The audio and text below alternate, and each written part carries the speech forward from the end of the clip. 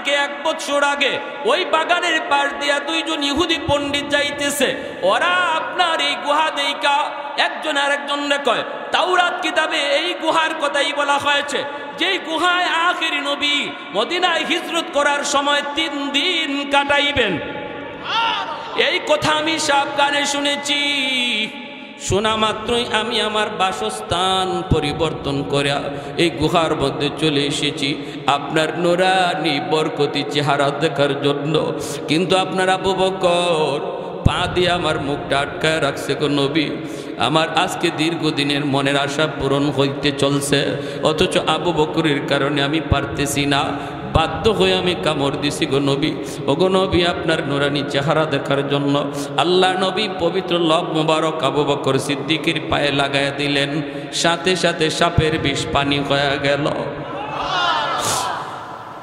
আবু বকর সিদ্দিক রাদিয়াল্লাহু তাআলা আনহুর ওই রাতের কুরবানি, হিজরতের রাতের কুরবানি, হযরত ওমর ডাক দেয়া বলে, ভাই আবু বকর, আমার জীবনের সব নেকি তোমাকে দিয়া দিলাম, শুধু বিনিময়ে আমাকে ওই 1 রাতের নেকি দিয়ে দাও। সিদ্দিক আকবর তখন বলেন, ভাই ওমর, আমি নিজেও তো জানি না ওই রাতে আমার কেমন নেকি হয়েছে। চলো আমরা দুজন মায়ার নবীর কাছে যাই। দুজন চলে আসলেন আল্লাহর নবীর কাছে জানার জন্য। সিদ্দিক আকবর বলেন, নবী গো, আমরা দুজন জীবনের নেকি বদলা বদলি করতে চাই। নবী বলেন, কেমন করে? হযরত ওমর বলেছে তার জীবনের সব নেকি আমাকে দিয়ে দিবে, আর আমি শুধু তার 1 রাতের নেকি দিব। আল্লাহর নবী তখন বলেন, আবু বকর, সেটা কোন রাত? বলতেই সিদ্দিক আকবর কয়, নবী গো, সেটা হলো আপনার সাথে হিজরতের রাত। আল্লাহর নবী রহমতের নবী বলে, আবু বকর, আমি কোনো ফয়সালা দিব না, আমি কোনো রায় দিব না রে আবু বকর। কারণ আমার মতে কার মন খুশি হয়, কার মন বেজার হয়? দুজন তো আমার মায়ার নবীর দুজন ঘনিষ্ঠ বন্ধু। একজন নবীর ডান হাত আর একজন নবীর বাম হাত। নবীদের কলিজার বন্ধু হলেন 2 জন। এই দুনু বন্ধুকে নিয়ে আমার মায়ার নবী আজও মদিনার রওজা আধারে 2 বন্ধুকে পাশে নিয়ে নবী শুয়ে রইছেন। এজন্য মায়ার নবী কয়, আমি কোনো মত দিব না, তবে যেই রাতের ফজিলতের কথা তুমি জানতে চাও এটা বলতে পারি রে আবু বকর। তোমার ওই 1 রাতের নেকি যদি 1 পাল্লায় রাখা হয়, শুধু তোমার ওই 1 রাতের নেকি যদি 1 পাল্লায় রাখা হয়, আর গোটা উম্মতের নেকি যদি 1 পাল্লায় রাখা হয়, তবুও তোমার পাল্লা ভারী হবে। ও উসমান,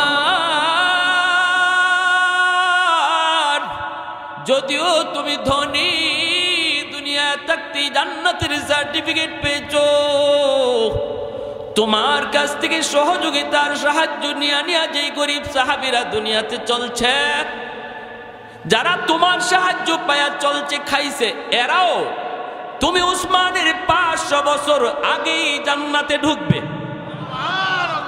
উসমান গনি রাদিয়াল্লাহু তাআলা আনহুর চোখ দিয়ে দরদর করে পানি পড়ে, আর তিনি কান্দেন, নবী গো, আমি তো আখিরাতের লাইনে প্রতিযোগিতায় জিততে চাই।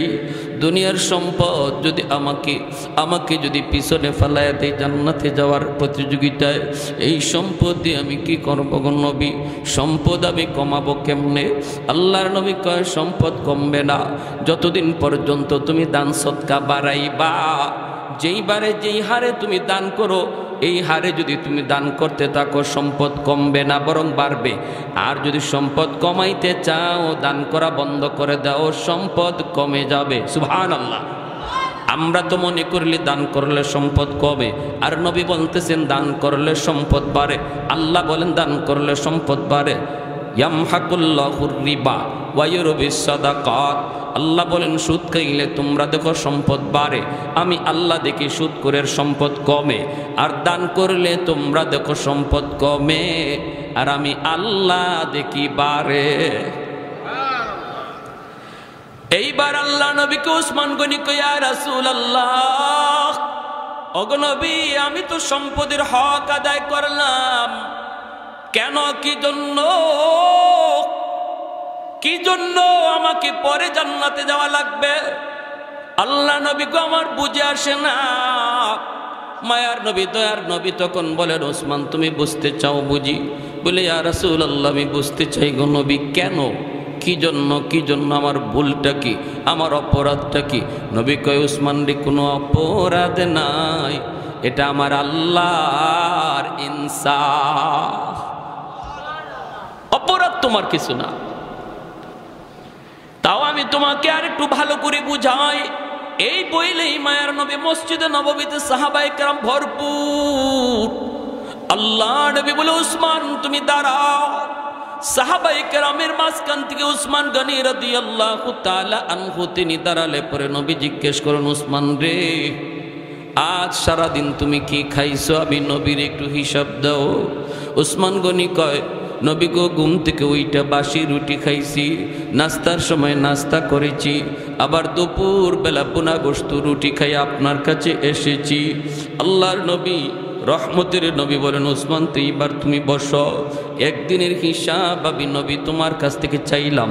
কথা বলছো তুমি তিনটা, ঘুম থেকে ওইটা খাইছো বাসি রুটি, নাস্তার সময় নাস্তা করছো, দুপুরবেলা পোনা গোশত রুটি খাইছো, অর্থাৎ তিনবার খানা খাইছো, তিন কথা বলছো।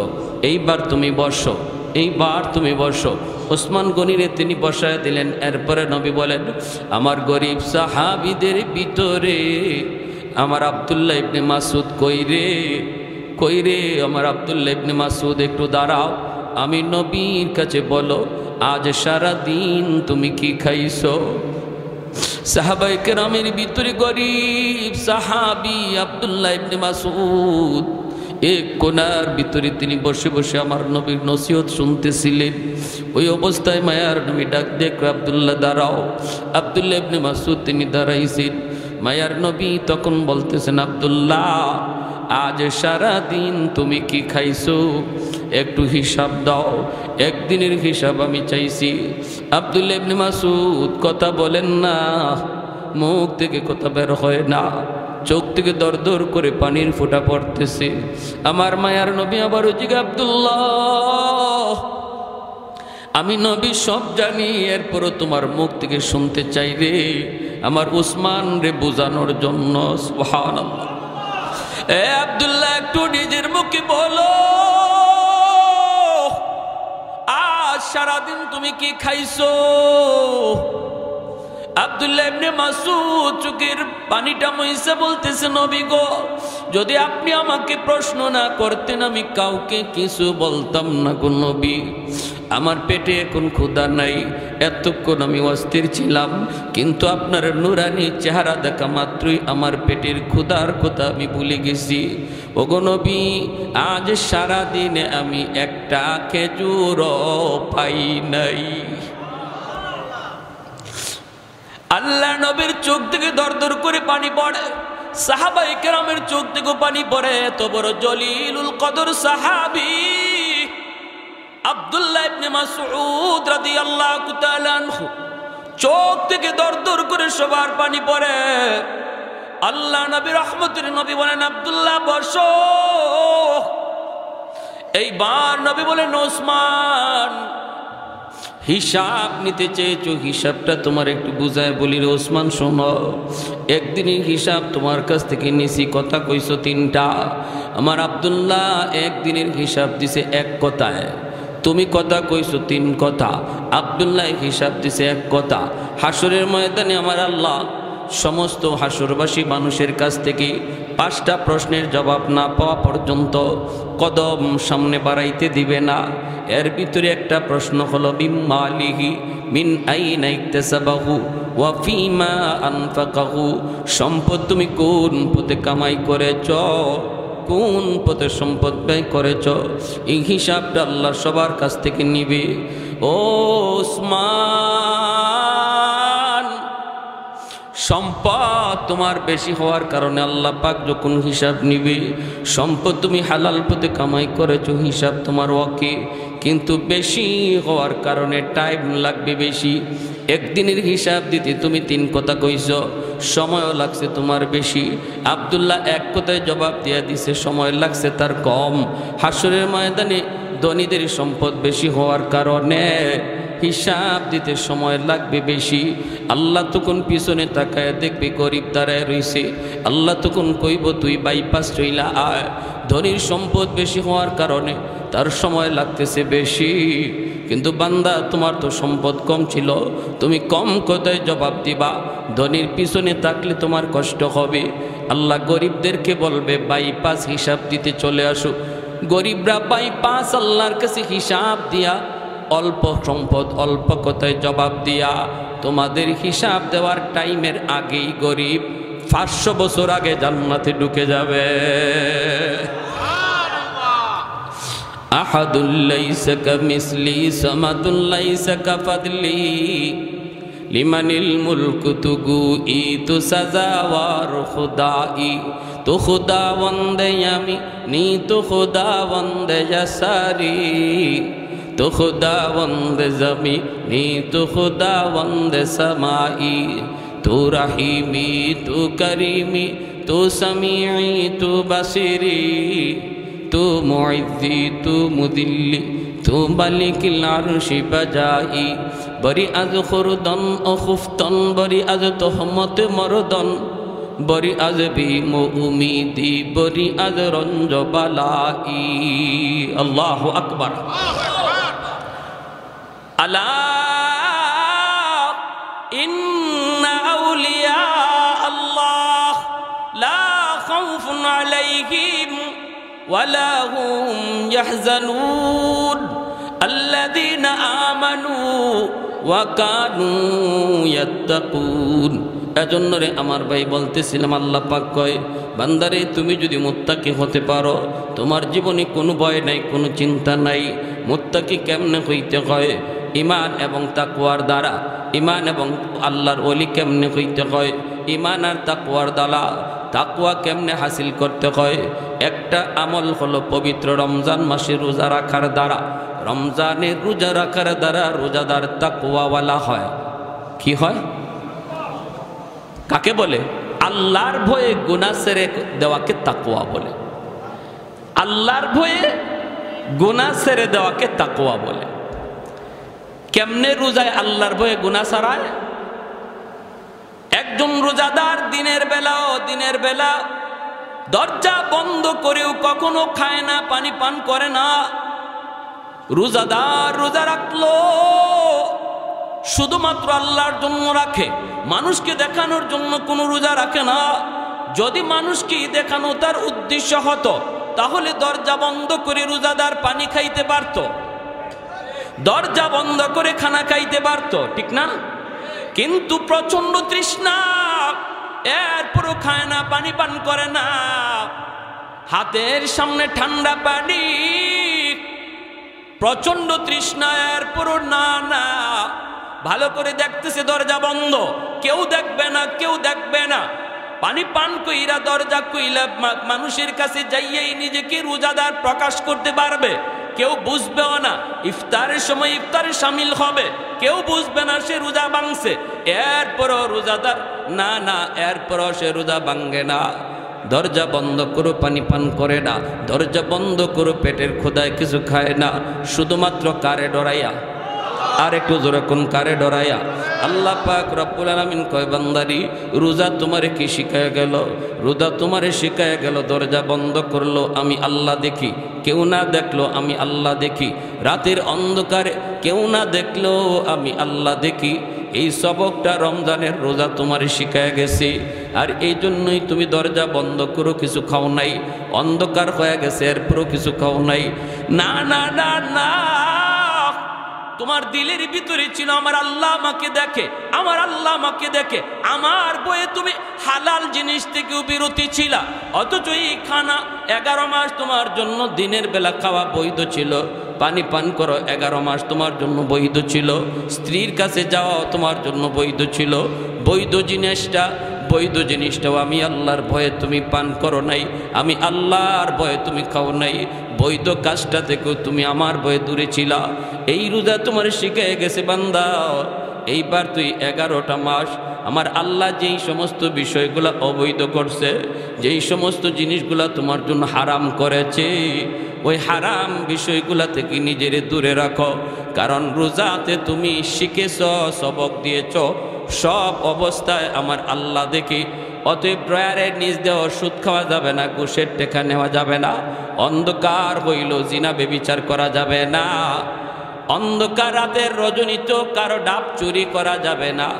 এই সবকটা রোজা তোমারে শিখায় গেছে, ঠিক না ভাই? আল্লাহর ভয়ে গুনাহ ছেড়ে দেওয়ার অভ্যাস রমজান শিখায় যায়। এই মুহূর্তে যদি আমি আপনি নিয়ত করি যে আল্লাহ আমি জীবনে আর গুনাহ করব না, যদি দিলে দিলে বলি, আল্লাহ আমার উপর খুশি হয়ে যাবে। জোরে কোন সুবহানাল্লাহ। কারণ আল্লাহ পাক রব্বুল আলামিন দিলের খবর জানেনি না জানে না। আমার তওবার জন্য এমপির কাছে যাইতে হবে না, চেয়ারম্যানের হাত ধরা লাগবে না, ইমাম সাহেবের হাত ধরা লাগবে না, আমাকেও শুনে আপনার গুনার কথা বলতে হবে না। যুবক, একবার যদি তুমি বলো মালিক ওই তো ওই দিন মাত্র বন্ধুর সাথে একসাথে ঘুরলাম, একসাথে খানা খাইলাম, বন্ধুর সাথে একসাথে স্কুলে গেলাম, কলেজে গেলাম, আজকে বন্ধুর খবর পাইলাম বন্ধু মারা গেছে, খবর পাইলাম লেখাপড়ার সাথীটা কবরে শুয়ে রইছি, জানি না মালিক কোন দিন আমার কাছে মালাকুল মউত আসি। আল্লাহ এই মুহূর্তে আমি কাটি দিলে তওবা করলাম, আর জীবনে তোমাকে নারাজ করবো না, আর কোনোদিন রোজা ভাঙবো না, আর কোনোদিন রোজা আমি নামাজ ছাড়বো না। এই কথাটা যদি আমি আপনি দিলে দিলে বলতে পারি রে আল্লাহর গোলাম, কাউকে শুনাইতে হবে না। আল্লাহ পাক মুহূর্তের ভিতরে আমার নাম বসার আগে ছিল গুনাহগারের খাতায়। এই দিলে দিলে তওবা করার সাথে সাথে আল্লাহ নাম উঠায় দেবে আল্লাহর ওলির খাতা। আত-তাইবু মিনাদ যামবি কামান লা যামবা লা। তওবাকারীর তওবা এমন ভাবে আল্লাহ কবুল করে নেয় যেন তার আমল নামায় কোনো গুনাহ নাই। রে যুবক, শুধু গুনাহ নাই বিষয়টা এমন নয়, বরং গুনার জায়গাটা আল্লাহ নেকি দিয়ে ভরপুর করে দেয়। ইল্লা মান তাবা ওয়া আমানা ওয়া আমিলা আমালান সালিহা ফাউলাইকা ইউবাদদিলুল্লাহু সাইয়্যাতিহিম হাসানাত। আল্লাহ পাক বলে তওবার খাতিরে আল্লাহ পাক তওবাকারীর পিছনের গুনাহ যদি পাহাড় পরিমাণ হয়, আল্লাহ পাহাড় পরিমাণ নেকি বানায় দেয়। তওবার খাতিরে তওবাকারীর পিছনে যদি গুনাহ তার সাগর পরিমাণ হয়, আল্লাহ নিজে বলেন সাগর পরিমাণ নেকি বানায় দেয়। তওবার কারণে গুনাহ পাহাড় পরিমাণ হলে পাহাড় পরিমাণ নেকি হয়ে যায়। আবু বকর সিদ্দিক রাদিয়াল্লাহু তাআলা আনহু হযরত ওমর ফারুক রাদিয়াল্লাহু তাআলা আনহুকে এই আয়াতের উপরে দলিল দিয়ে বলতেছেন, ভাই আবু বকর, ভাই ওমর, আমি আবু বকরের মন বলে তুমি ওমরের জীবনের নেকি আমি আবু বকরের চেয়ে বেশি। আরো আস্তে কোন সুবহানাল্লাহ। কথাটা বুঝছেন নি? আবু বকর সিদ্দিক বলতেছেন, ভাই ওমর, আমার মন বলে আমি আবু বকরের জীবনের চেয়ে তুমি ওমরের জীবনের নেকি বেশি। হযরত ওমর বলেন দলিল, সিদ্দিক আকবর বলেন দলিল আল্লাহর কোরআনের আয়াত। কোন আয়াত? ইল্লা মান তাবা ওয়া আমানা ওয়া আমিলা আমালান সালিহা ফাউলাইকা ইউবাদদিলুল্লাহু সাইয়্যাতিহিম হাসানাত। আল্লাহ তওবার খাতিরে পিছনের জীবনের গুনাহ যার যত বেশি, তওবার খাতিরে এই গুনাহটাও বেশি নেকি হয়ে যায়। তাহলে তুমি ওমরের পিছনের জীবনের গুনাহ তো আমি আবু বকরের চেয়ে বেশি ছিল, তোমার দ্বারা অন্যায় হয়েছে বেশি মুসলমান হওয়ার আগে, কিন্তু ইসলাম গ্রহণ করার পর আর তওবার খাতিরে আল্লাহ তোমার জীবনের সব এত বেশি গুনাহরে তো আল্লাহ এত বেশি নেকি বানায় দিছে। সুবহানাল্লাহ। বুঝছেন কথাটা? ওমর ফারুক রাদিয়াল্লাহু তাআলা আনহু বলে, ভাই আবু বকর, আমি সুজা মানুষ, এত কিছু বুঝি না, যদি বিষয়টা এমনই হয় তাহলে আসো আমরা জীবনের নেকি বদলা বদলি করে ফেলি। সিদ্দিক আকবর বলে কেমন?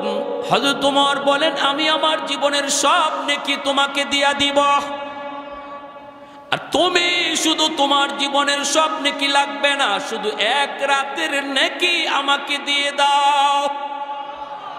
সিদ্দিক আকবর বলি ভাই ওমর সেটা কোন রাতের কথা তুমি বলছো? হযরত ওমর ফারুক রাদিয়াল্লাহু তাআলা আনহু বলে, ভাই আবু বকর ওই রাতটা হলো আমার মায়ার নবীর সাথে হিজরতের রাত। ওই রাত, যেই রাতের জন্য তুমি 40টা রাত ঘুমাও নাই, দরজার পাশে মাথা রেখা কান খাড়া কইরা রাখছিলা, কখন জানি আমার মায়ার নবী তোমাকে এসে ডাক দেয়। এই ডাক্তার অপেক্ষায় তুমি 40টা রাত তুমি ঘুমাও নাই রে আবু বকর, দরজার পাশে কান খাড়া করে রাখছো। এই অবশেষে সেই রাত আসলো, আমার নবী তোমাকে ডাক দিলেন, সাথে সাথে তুমি দরজা খুলে দিলা। নবী জিজ্ঞেস করলেন, আবু বকর তুমি কি ঘুমাও নাই? এত তাড়াতাড়ি দরজা খুললা কেমন করে? সিদ্দিক আকবর চোখের পানি মুছে আর কই, নবী গো আজ থেকে 40 দিন আগে আপনি বলেছিলেন আবু বকর কোনো এক রাতে তোমাকে নিয়ে হিজরত করব। এতটুকু কথা বলার পর থেকে আমি আবু বকর আজকে 40টা রাত হয়ে যায় আমি ঘুমাই না। কখন জানি আমার মায়ার নবী দয়ার নবী এসে আমাকে ডাক দেয়, আমার দরজা খুলতে আমার জানি কখন দেরি হয়ে যায়। এরপরে তুমি আমার নবীকে নিয়ে রওনা দিয়েছ। যাইতে যাইতে তোমরা গারে সুরের মধ্যে অবস্থান করবা। গারে সুর হলো এমন একটি উঁচু পাহাড়ের উপরে গর্ত, এই গর্তের উপরে উঠবা, এই গর্তের ভিতরে নবীকে নিয়ে তুমি আত্মগোপন করবা। কিন্তু এই গর্তে আত্মগোপন করার আগে তো পাহাড় বাইতে হবে, পাহাড় বেয়ে তো উপরে উঠতে হবে। এত উঁচু পাহাড় আজও যারা মক্কা মদিনায় গেছেন রে ভাই, মক্কা শরীফ থেকে আপনাকে যখন জাবালে রহমত, জাবালে সুর, গারে হেরা যখন জিয়ারা করতে নেই, তখন অনেকেই হয়তো দেখেছেন গারে সুর। এত উঁচু পাহাড়ের উপরে সেই গুহা, এই গুহার মধ্যে এখনো কোনো মানুষ সাহসে উঠতে পারে না। যাদের অতিরিক্ত সাহস তারা বায়া কোনো রকম উঠে যায়, অনেকেই সাহস করে না। গারে হেরাতে কোনো রকম সাহস করে উঠা যায়, কিন্তু গারে সুরে উঠা যায় না। আমি তো 3বার আল্লাহ পাক নেওয়াইছি, একবারও গারে সুরে উঠতে পারি নাই, সাহসী করতে পারি নাই। যদিও সৌদি সরকার এখন রাস্তা করে দিয়েছে, গোড়ায় রাস্তা করে দিয়েছে, জায়গায় জায়গায় তোমার জন্য পানির ব্যবস্থা আছে, জুসের ব্যবস্থা আছে, এরপরও সাহস হয় না। হযরত ওমর ফারুক রাদিয়াল্লাহু তাআলা আনহু বলতেছেন, ওই সময় তো এমন রাস্তাও ছিল না, শুধু একটা পাথরের উপরে আরেকটা পাথর লাগানো, পাথর বেয়ে সেই পাহাড়ের উপরে ওইটা গাড়ের মধ্যে অবস্থান করতে হয়েছে। আবু বকর সিদ্দিককে হযরত ওমর ডাক দেয়া বলে, ভাই আবু বকর ওই পাহাড়ের কিনারায় যায় তুমি আমার মায়ার নবীকে বলেছিলে, নবী গো পাহাড়টা অনেক উঁচু গো নবী, আপনি পাহাড় বেয়ে উঠতে আপনার বড় কষ্ট হবে, আপনি কষ্ট করবেন না গো নবী, আপনি আমার পিঠে উঠুন। আমার মায়ার নবীর নিজের পিঠের মধ্যে উঠাইয়া আর পাথর বায়া নবীকে কান্দে লইয়া তুমি পাহাড়ের উপরে উঠছিলা। ওই গুহার কিনারায় যাইয়া তুমি নবীকে বলেছো, নবী গো আপনি আগে ঢুকবেন না, আগে আমি ঢুকবো, দেখবো গুহার ভিতরটা নিরাপদ কিনা। যদি হিংস্র কোনো জীব জানোয়ার থাকে, ক্ষতি হয় আমি আবু বকরের হয়ে যাক, প্রাণ যায় আমি আবু বকরের যাক, অসুবিধা নাই। কিন্তু আপনার যদি কোনো ক্ষতি হয়, উম্মত সেই ক্ষতিপূরণ কোনোদিন দিতে পারবে না। ওগো নবীজি আমি আবু বকরের জান যায় যাক, তবু আপনি গুহার কিনারায় দাঁড়ান, আমি আগে গুহার ভিতরে যায় ঢুকি। মায়ার নবীরে তুমি গুহার কিনারায় দাঁড় করাইয়া নিজেই যায় গুহার ভিতরে ঢুকলা। ঢুইকে তুমি সবগুলি গর্তের মুখ তুমি বন্ধ করে দিয়েছ, পাগড়ি সিরে কাপড়ের টুকরা দিয়া বন্ধ করেছ। একটা গর্তের মুখ বন্ধ করার মতো কাপড় ছিল না রে, ওই গর্তটা তুমি নিজের পা দিয়ে আটকায় রাখছো। সাপ যদি থাকে যেন আমার পায়ে কামড় দেয়, তবু আমার মায়ার নবীর যেন ক্ষতি না হয়, নিজের পা দিয়া গর্ত আটকায় রাখছো। এরপরে আমার মায়ার নবীর ভিতরে ঢুকাইছো। ওই দিন তুমি আবু বকরের ঘুমের প্রয়োজন ছিল বেশি রে ভাই আবু বকর, কারণ 40 রাত তুমি ঘুমাও নাই, তবু নিজে না ঘুমাইয়া আমার মায়ার নবীরে তুমি উড়াতে ঘুম পাড়াইছো। নিজের উরুটার মধ্যে আমার মায়ার নবীরে ঘুম পাড়াইছো। যেই গর্তটা পা দিয়ে আটকায় রাখছো, এই গর্তেই ছিল বিষাক্ত সাপ। যেই সাপটা আজকে 1 বছর যাবত এই গুহায় অবস্থান করে আমার মায়ার নবীর চেহারা দেখার জন্য। তোমার পায়ের কারণে সাপ বের হতে পারে না, বাধ্য হয়ে সাপে তোমার কামড় দিল। সেই বিষাক্ত সাপের বিষের যন্ত্রণায় তোমার চেহারা পর্যন্ত কালো হয়ে গেল, চোখ দিয়ে টপ টপ করে পানি পড়তে লাগলো, সারা শরীরের ভিতরে বিষের যন্ত্রণা। কিন্তু এরপরে তুমি বডি নাড়াচড়া করো না, হজম করে রাখতেছো, দাঁতে কামড় দেওয়া রাখতেছো, এরপরে তুমি নড়াচড়া করো না, কারণ আমার মায়ার নবীর ঘুম ভেঙ্গে যাবে। আমি যদি বডি নাড়াচড়া করি আমার রহমতের নবীর ঘুম ভেঙ্গে যাবে গো। না না, বিষাক্ত সাপের যন্ত্রণাও তুমি কামড় দিয়ে হজম করে রাখছো। তোমার এক ফোঁটা চোখের পানি আমার নবীর পবিত্র গালে দেয়া পড়ল, গালে পড়া মাত্রই নবীর ঘুম ভেঙ্গে গেল। আল্লাহ নবী ঘুম থেকে উঠে দেখেন তোমার চেহারা কালো হয়ে গেছে। নবী জিজ্ঞেস করেন, আবু বকর চোখে পানি, চেহারা কালো, ঘটনা কি? কই নবী গো আমাকে সাপে কামড় মারছে। আল্লাহ নবী সাপরে ডাক দিলেন, সাপ আল্লাহর হুকুমে জবান চায়, আল্লাহ সাপের জবান খুলে দিলেন। সাপ ডাক দেয়া, কই নবী গো আমি ওই বাগানে থাকতাম, খেজুর বাগানে। আজ থেকে 1 বছর আগে ওই বাগানের পাশ দিয়া 2 জন ইহুদি পণ্ডিত যাইতেছে। ওরা আপনার এই গুহা দেইকা একজন আরেকজনকে কয়, তাওরাত কিতাবে এই গুহার কথাই বলা হয়েছে, যেই গুহায় আখিরি নবী মদিনায় হিজরত করার সময় 3 দিন কাটাইবেন। এই কথা আমি সাবধানে শুনেছি। শোনা মাত্রই আমি আমার বাসস্থান পরিবর্তন করে এই গুহার মধ্যে চলে এসেছি আপনার নুরানি বরকতি চেহারা দেখার জন্য। কিন্তু আপনার আবু বকর পা দিয়ে আমার মুখটা আটকায় রাখছে গো নবী। আমার আজকে দীর্ঘদিনের মনের আশা পূরণ হইতে চলছে, অথচ আবু বকরের কারণে আমি পারতেছি না, বাধ্য হয়ে আমি কামড় দিছি গো নবী। ও গো নবী আপনার নুরানি চেহারা দেখার জন্য। আল্লাহ নবী পবিত্র লব মুবারক আবু বকর সিদ্দিকের পায়ে লাগায় দিলেন, সাথে সাথে সাপের বিষ পানি হয়ে গেল।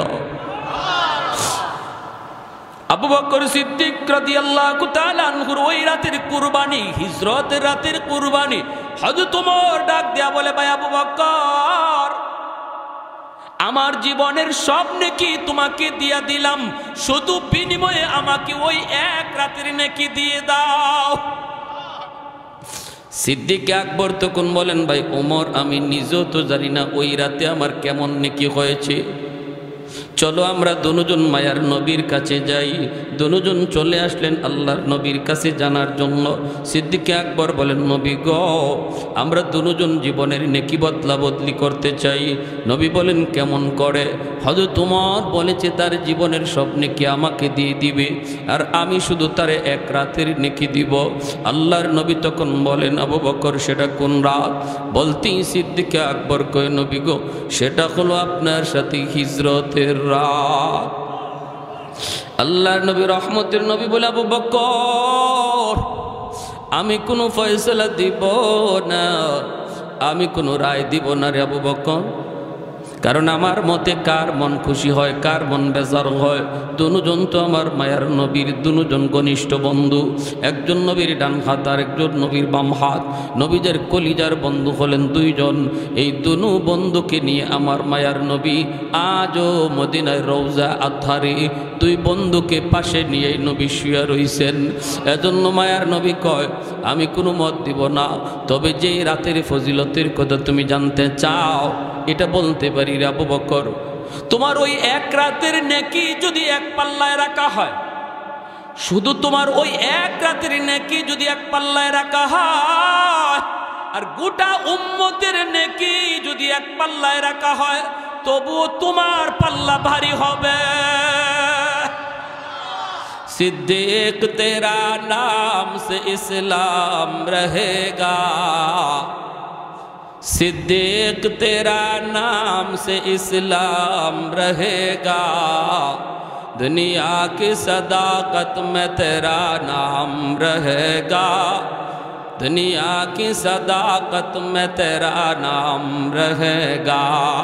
मुआविया तेरा नाम से इस्लाम रहेगा, दुनिया की सियासत में तेरा नाम रहेगा, दुनिया की सियासत में तेरा नाम रहेगा। एक तो जोरे सुरे बोली अल्लाहु अकबर, आरो जोरे अल्लाहु अकबर। এজন্যই আল্লাহ পাক কয়, এ বান্দা যখনই তুমি তওবা করবা, তওবা করতে এমপির কাছে যেতে হয় না, তওবা করতে চেয়ারম্যানের হাত ধরতে হয় না, তওবা করতে মেম্বারের কাছে যাওয়া লাগে না, তওবা করতে পয়সা খরচ করা লাগে না, তওবা করতে ইমাম সাহেবের হাত ধরতে হয় না। মনে মনে দিলে দিলে বৈশা যদি কো মালিক যা করেছি জীবনে ভুল করেছি আর ভুল করবো না, জানি না এই রাত আমার জীবনের শেষ রাত কিনা গো, জানি না এই মাহফিল আমার জীবনের শেষ মাহফিল কিনা। এই কথা মনে কইরা এই জায়গায় বৈশা যদি আমি আপনি তওবার নিয়ত করে ফেলি, আল্লাহ পাক রব্বুল আলামিন কয় বান্দারে বসার আগে তোমার নাম ছিল গুনাহগারের খাতা, এই তওবার নিয়তের সাথে সাথে নাম উঠে যাবে আল্লাহর ওলির খাতা। কারণ আমার জীবনের পিছনে শুধু গুনাহ থাকবে না, বিষয়টা এমন না, বরং সমপরিমাণ গুনাহকে আল্লাহ নেকি বানায়া দিবে। গুনাহও থাকবে না, নেকিও ডাবল বেড়ে যাবে। তওবার এত পাওয়ার, এত পাওয়ার, এত পাওয়ার। এজন্য ভাই আমি বলতেছি সব জিনিসে সময় লাগে, সময় লাগে না শুধু আল্লাহর ওলি হইতে রে ভাই, সময় লাগে না শুধু আল্লাহর ওলি হইতে। এই জায়গায় বসে আমরা আল্লাহর ওলি হওয়া সম্ভব, ঠিক কিনা জোরে বলেন। বিশেষ করে যুবক যদি যৌবনকালে আল্লাহরে ভয় কইরা তওবা করে নেয়, তাহলে আল্লাহ তার উপরে, বুড়া মানুষের আগে আল্লাহ যুবকের উপরে বেশি খুশি হয়। কারণ যুবক যৌবনের চাহিদা হলো গুনাহ করা, যৌবনের চাহিদা হলো জিনা করা, যৌবনের চাহিদা হলো মিথ্যা কথা বলা, যৌবনের চাহিদা হলো ডাব চুরি করা, যৌবনের চাহিদা হলো এরকমভাবে গান বাজনার আয়োজন করা। কিন্তু যেই যুবক যৌবনে পাগলামি করে না, যৌবনে তার মসজিদে পাওয়া যায়, যৌবনে তার মুখে দাড়ি দেখা যায়, যৌবনে তার মাথায় টুপি পাওয়া যায়, যৌবনে যেই যুবককে বাপমার সেবা করতে দেখা যায়, যৌবনে যেই যুবককে মুরব্বীদের শ্রদ্ধা করতে দেখা যায়, এই যুবক যৌবনী আল্লাহর ওলির খাতায় নাম লিখায়। এই জমিনে যত আল্লাহর ওলি হয়ে গেছেন সবাই ওলি হয়েছেন যৌবনকালে। আল্লাহু আকবার। সবাই ওলি হয়েছেন যৌবনকালে। যৌবনকালে, যৌবনকালটা হলো আল্লাহর ওলি হওয়ার বয়স, যৌবনকাল হলো আল্লাহর ওলি হওয়ার বয়স। এজন্য রে যুবক, তোমার যৌবনের সেজদার উপরে আল্লাহ এত খুশি। আল্লাহ পাক রব্বুল আলামিন কয়, প্রতিদিন জমিন আল্লাহর কাছে আবদার করে, মালিক অনুমতি দাও এই গুনাহগার জমিনটা আমি ধ্বংস করে ফেলি। ও মালিক, সুদখোরের 5 তলা বিল্ডিং এর লোড আমি জমিন আর নিতে পারি না।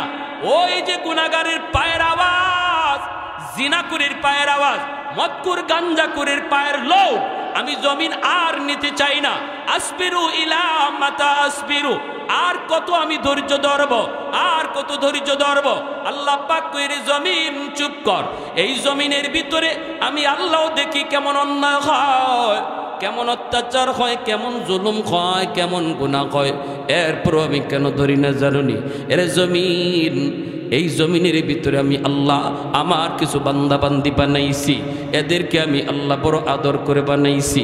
আসমান আল্লাহ বানাইছেন কুন ফায়াকুন বইলা, জমিন আল্লাহ বানাইছেন কুন ফায়াকুন বইলা, ফেরেশতাও আল্লাহ বানাইছেন কুন ফায়াকুন বইলা। কিন্তু আমারে আপনারে আল্লাহ পাক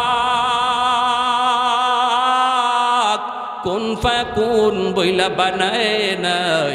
আমারে আপনারে যখন আল্লাহ বানাইছে, খালাকতু বিয়াদাইয়া, আল্লাহ বলে আমি আমার নিজের হাত দিয়া বান্দা বান্দিরে বানাইছি।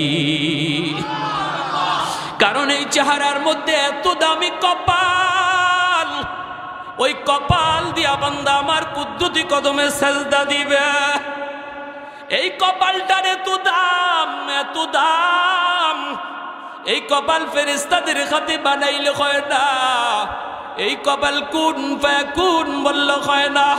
আমি আল্লাহ নিজের হাতে বানাইছি। আল্লাহ বলে এখনো জমিনের মধ্যে এমন কিছু যুবক, এমন কিছু যুবক রয়েছে রে জমিন, যেই যুবক যৌবনে আমি আল্লাহকে ডরায়, যেই যুবক যৌবনে পাগলামি করে না, যৌবনে গুনার কাজে যায় না, রমজান মাসে তার রোজা রাখতে দেখা যায়, যৌবনেই তার মুখে দাড়ি পাওয়া যায়, যৌবনেই তার মাথায় টুপি দেখা যায়। বন্ধুরা ডাকে গুনার দিকে, কিন্তু সে বলে আমি আল্লাহকে ডরাই, আমি আমার আল্লাহকে ভয় পাই। না না, রাতের অন্ধকার কেউ না দেখলো আমার আল্লাহ দেখি। ওই যুবকের কলিজার দিকে যখন আমি আল্লাহ তাকাই, তখন এই জমিনের প্রতি আমার মায়া লেগে যায়। ইন্না রাহমাতি সাবাকাত আলা গজবি, এজন্য আল্লাহ বলছি আমার রহমত গজবের আগে চলে যায়। এক হাদিস শরীফ আল্লাহ নবী বলেন, বন্ধু হতে চাও আল্লাহ, as-sakhi হাবিবুল্লাহ, যারা বেশি বেশি দান সদকা করবে, আল্লাহ নবী বলেন দানের খাতিরে আল্লাহ তারে তার বন্ধু বানায় নেবে। এই বললাম রমজান আসতেছে আমাদেরকে আল্লাহর বন্ধু বানানোর জন্য। হাদিস শরীফে নবী বলেন যে বেশি বেশি দান করে মসজিদ মাদ্রাসায়, আল্লাহ দানের খাতিরে তারে আল্লাহর বন্ধু বানায় নেয়। তাহলে দানের আমলটাও দরকার আসেনি না নাই? মসজিদ আল্লাহর ঘর, আপনাদের এই মসজিদ দোতলার কাজ হবে, অনেক কাজ বাকি। আল্লাহর ঘর, যে এলাকার মসজিদ যত সুন্দর এই এলাকার মানুষ তত সুন্দর, যে এলাকার মসজিদ যত সুন্দর আল্লাহ ওই এলাকার মানুষের ঘর বাড়িকে তত সুন্দর বানায় দেয়। আমার ঘর খুব সুন্দর, কিন্তু আল্লাহর ঘরের কাজ বাকি। আমি খেয়াল করলে না করলে আল্লাহ নারাজ হয়। আমি যদি আল্লাহর ঘরের দিকে তাকাই, আল্লাহ আমার ঘরের দিকে তাকায়। যেরকম সুবহানাল্লাহ। এজন্য একজন ভাই বলেন, হুজুর আমি ইনশাল্লাহ 10 ব্যাগ সিমেন্ট দিব, 50 ব্যাগ বস্তা সিমেন্ট দিব, অথবা হুজুর আমি 1 টন আধা টন রড দিব। যার যার খুশি অনুযায়ী, যিনি সবার আগে বলবেন তৌফিক অনুযায়ী। আমি জানি না আপনাদের কার কেমন তৌফিক আছে, তবে শুধু আমি কিছু দিল চাই, আমি কিছু মন চাই। এমন কিছু মনওয়ালা কিছু মানুষ যে তার